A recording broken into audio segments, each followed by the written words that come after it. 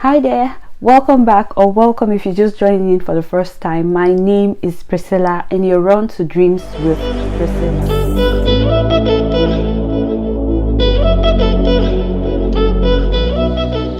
So this episode is pretty much a sequel of the previous one, as I happen to have gotten a bunch of questions around that. Hence, I'll be dedicating this episode to answering those questions. And so I'd recommend that if you're yet to watch that video, please pause this video now, use the link that I've shared just up there, watch that video, and then come back to continue this, as it will help you better understand this episode. And while at it, please do not forget to press the red subscribe button down there. Turn on the notification bell icon so you stay updated as I continue to post new videos. Thank you.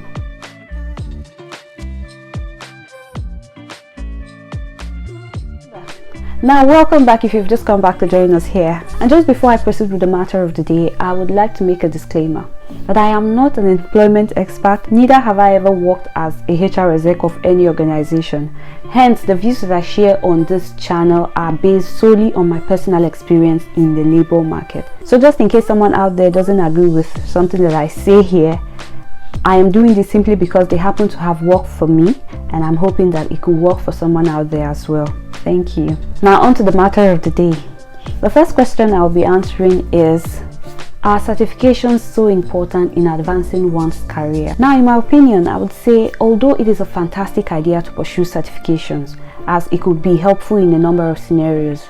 For example, usually after the employer's ATS software shortlists eligible candidates' CVs, a human, which in most cases is the hiring manager, would further review the CV in order to trim down the number of candidates that eventually get invited for the interview. Now, in such a scenario, having certifications could actually stand you out. Also, some employers actually request for certain certifications within the job description itself. However, in my experience, the interviewers would usually not ask you about your certifications during the interview. You're usually asked this question after the interview or at the point where they feel like they are going to hire you. So most times you're going to be having this conversation with the HR. Another thing you need to bear in mind is that having a certification does not necessarily stand you out, because you know how it is. When people know that a certain field is promising, there's usually a rush, and before you know it, everyone gets certified. Hence, when it gets to such a situation, what would actually stand you out is your expertise or operational knowledge of the job role itself. This is why at the interview, the interviewers are more concerned with your operational knowledge or expertise of the role. To further buttress this point, I'd like to share a personal experience with you. During my first move from my first to second job, I'm not going to be mentioning the names of the companies, you could check my LinkedIn profile and guess. I didn't have even a CCNA at the time I was being offered the job. Now, in case you're not a networking engineer, the CCNA is the minimum certification for a networking engineer.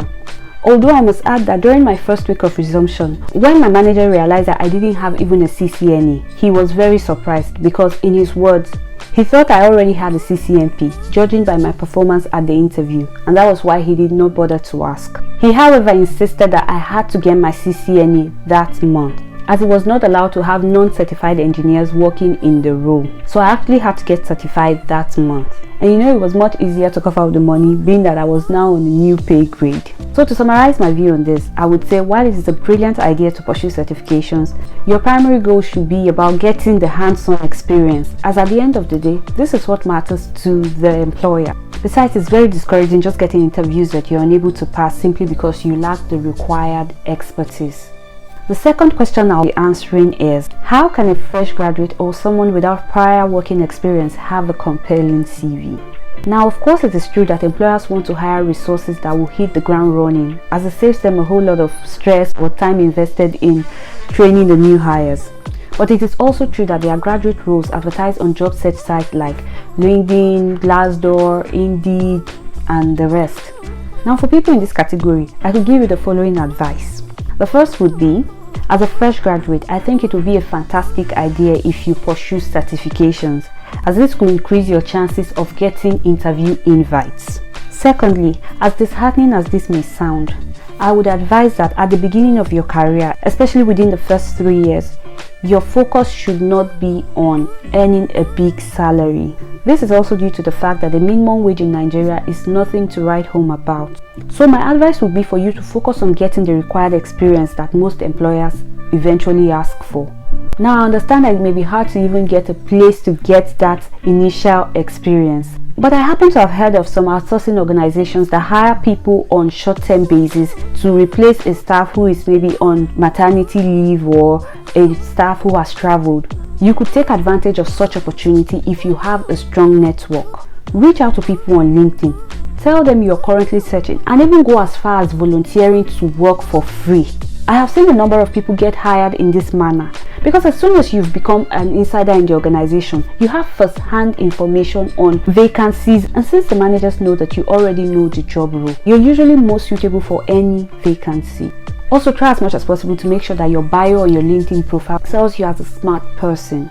Another thing you need to bear in mind is being a fresh graduate doesn't exempt you from being screened by the employer's ATS software. Hence, you also need to tailor your CV to the job description, as there's likely going to be a whole lot of other applicants for the role. A last point I would also want to share is that as a fresh graduate or someone without prior experience, you would want to pay attention to the format of your CV. As where an experienced engineer would get away with a rugged format, you on the other hand would want to sell yourself as punctilious to the employer. A trait that many employers find attractive in new hires. Make your CV look like you actually put some thoughts to it. The third and final question I'll be handling on this video is, does having a compelling CV exempt you from the connection syndrome in Nigeria?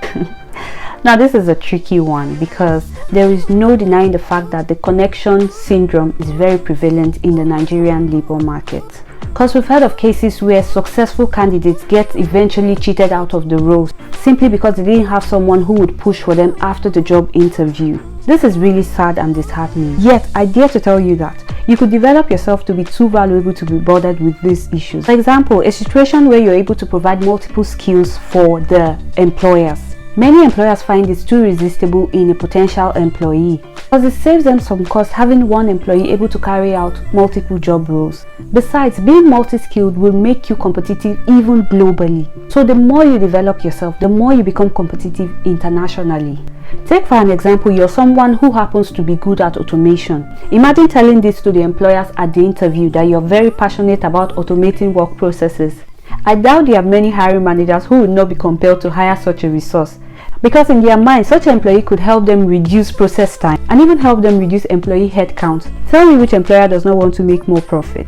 Thankfully, automation is not restricted to a particular field. Whichever field you currently are, banker, medical doctor, even in the IT world, you could develop that skill set. A good language to learn as at now is the Python programming language, and a good place that you could start from is the W3 School's website. I'll share the link on the screen. Also, another advice that I have for you in order to be able to beat the connection syndrome is try as much as possible to bring your A game to the interview. You need to leave a lasting impression on the minds of your interviewers. And you can do this not only by preparing well for the interview, but also going with the most charming personality you could ever have. Because I doubt there are hiring managers who would like to work with someone they don't like. So if you happen to be someone with a not so great personality, maybe you usually have issues with everybody around you, say your neighbors, your driver, your friends, everybody, please and please try to drop that personality just before stepping into the interview hall. At least for that 30 minutes or however long the interview takes, try to be as charming as possible. I am certain of this because in my last 2 jobs, truth be told, I didn't get the role in my first interview. In fact, with one of them, I had already received a mail about not progressing further with the job. Only for the HR to call me themselves about 2 weeks later to inform me that they were about to post a new job advert on their website and asked that I go ahead to apply if I was still interested. Of course I was still interested. So as soon as they published the role, I applied. And the very next day I got a mail stating I was being invited for a job interview. Only this time there was no date in the mail. So I had to call the HR to confirm why there was no date in the mail. And then I was told that the previous interview surfaced for the current role. So all I needed to do was to proceed to meet with the senior manager. Apparently, the previous role was filled by an internal staff. Hence, the manager put me on KIV, keep in view list, for the next role. Now, the purpose of sharing this story is to not only let you see the importance of bringing your best to the interview, but also let you see the possibility that the role that you're currently interviewing for could have already been filled, or there could be someone already more suited for that role. Maybe someone who is already volunteering within the organization, or it could even be the connection syndrome that we are talking about. But your main focus should be on impressing the team that the hiring manager could eventually have you in mind for subsequent roles. Now at this point I come to the end of this episode. I hope you find this useful.